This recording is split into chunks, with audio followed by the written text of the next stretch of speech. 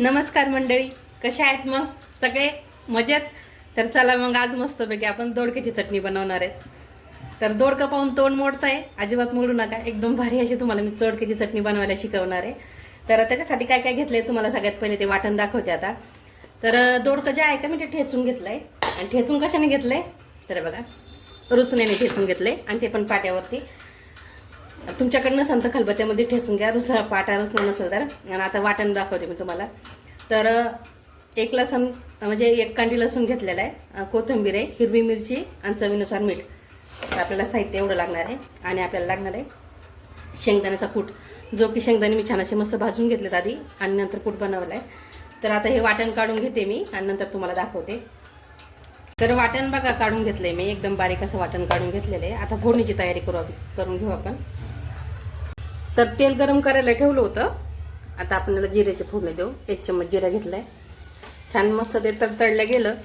याच्यात कढीपत्ता पण घालता येतो, पण कढीपत्ता आपल्याकडे नसल्यामुळं नाही टाकला. जिरा छान तडतडलं गेलं, त्यानंतर आपलं अजून वाटण काढलं होतं मी तुम्हाला वाटण दाखवलं होतं ते घालून घेऊ. आणि मस्त फ्राय करून घ्यायचं याला व्यवस्थित जरा. आता हे वाटण जोपर्यंत तेल सोडत नाही तोपर्यंत आपल्याला फ्राय करून घ्यायचं. तर तो चिमूटभर मीठ, हळद टाकले मी त्याच्यामध्ये. आणि वाटणामध्येच आपण मीठ टाकून घेतलं होतं, म्हणून मीठ टाकायची गरज नाही. तर मस्तपैकी आणि जेवढं बारीक वाटण काढताना का तेवढं चटणीला म्हणजे असे छान हे होते.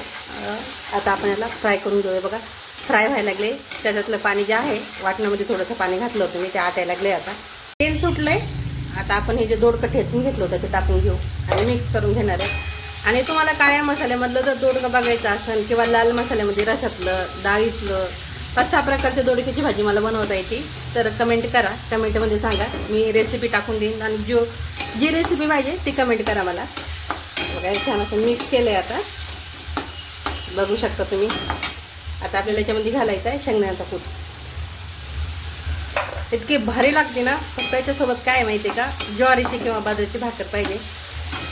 आणि चपाती असेल तर थोडंसं तिखट बनवायचं, म्हणजे कसं अजून छान लागते. आणि बघू शकता चटणी आता झाकून ठेवायची थोडीशी 5-10 मिनटं, जोपर्यंत आपलं जे हे आहे दोडकं नरम होत नाही तोपर्यंत. आता तुम्हाला मी हे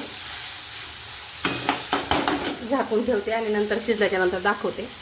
तर हे बघा 5 ते 10 मिनटामध्ये आपली बटाट्याची दोडक्याची जी चटणी होती ती रेडी झालेली. बघू शकता मस्त अशी दोडक्याची चटणी रेडी झाली. तर दोडक्याची चटणी ज्यांना आवडली, ज्यांनी माझा व्हिडिओ बघितला आहे आणि आवडली असेल तर फॉलो आणि कमेंट केल्याशिवाय जाऊ नका. तर चला बाय.